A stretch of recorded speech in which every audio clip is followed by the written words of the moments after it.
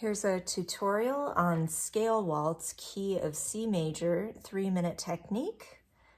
And we're gonna dive right in. So this is a waltz, as it says in the title. So we're in 3/4, 3 beats per measure. Quarter note gets the beat.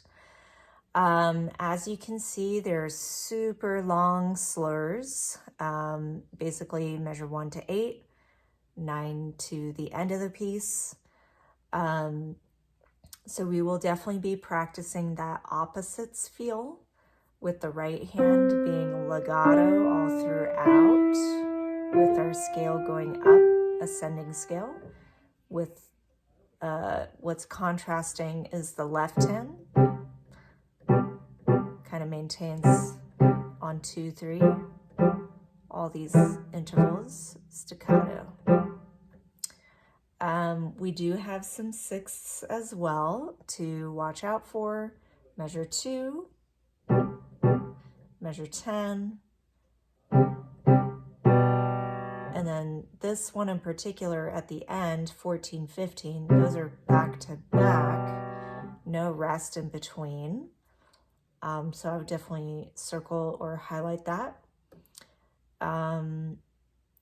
And then with the rest kind of switched at 15, so usually it's at the beginning of the measure, but now it's at the end of the measure, followed by the regular rest, and then the note in the left hand at the last measure.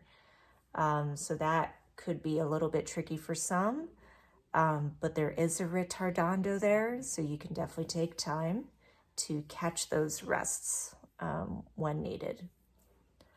So let's go ahead and hear what this sounds like, and then we can talk more about it.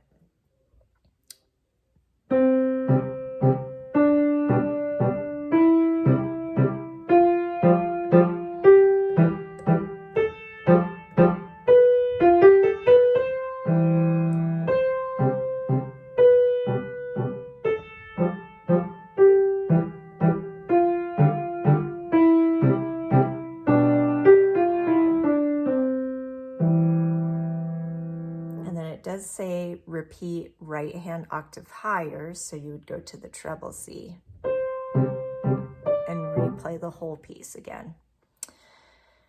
Okay, another thing to note with this particular piece, and this is pretty common, where right hand has the main melody, left hand accompaniment with chords.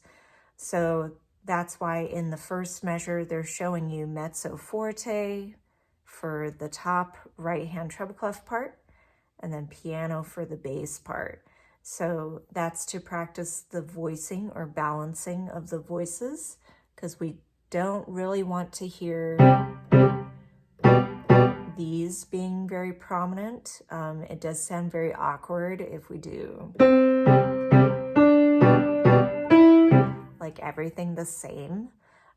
So we definitely want to treat the melody with a little more pressure, hence the mezzo forte that's written there for dynamic. Okay. With the right hand, as you're doing the scale, keeping in mind, so especially if you're new to the C scale, the tendency is to sometimes have what I call chicken arm help with the thumb under. But in reality, thumb is, for most people, pretty flexible.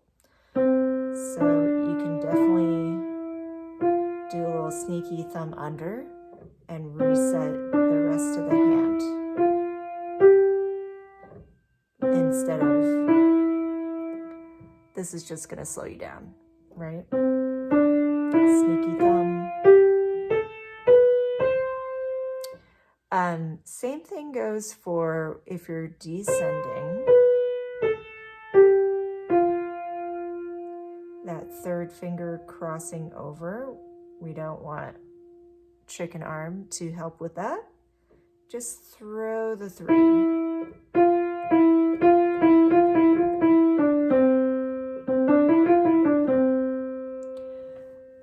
A good way to also practice the C scale for the cross under and cross over situations, even if you just tried practicing this motion.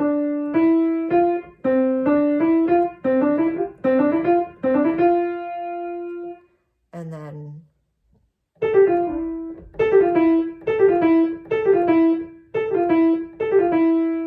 I'm kind of almost like throwing the weight down to the 3.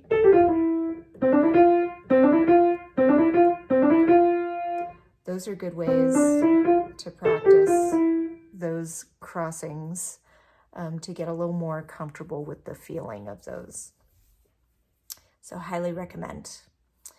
All right, moving on to left hand. So we're starting off with a 5th, rest, rest, rest, rest, rest, rest, rest, rest, rest, rest. And then for the B section, second part, measure 9 to the end, basically has those same intervals, a little variant at the last line. So let's go for measure 9 to the end. Rest, rest, rest, rest, rest, rest. 1, 2, rest, rest, with our ritardando added on there. If you feel like the staccatos are a bit much when you're trying to put it together, you could, there's a few different ways you could approach the together. You could go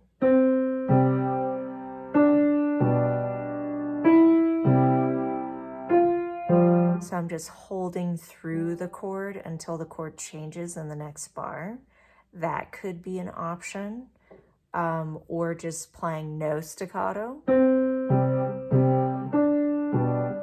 So keeping your fingers really close to the keys. And then once you get the hang of the rhythm and keeping that right hand really smooth and legato, then you can make those a bit more pointed and crisp with the staccatos. With this particular piece, I do like to try these in different keys. So if you know G major scale, you could technically also play this in G. So remember with the 6th, you need the F sharp for that. Or if you know D major,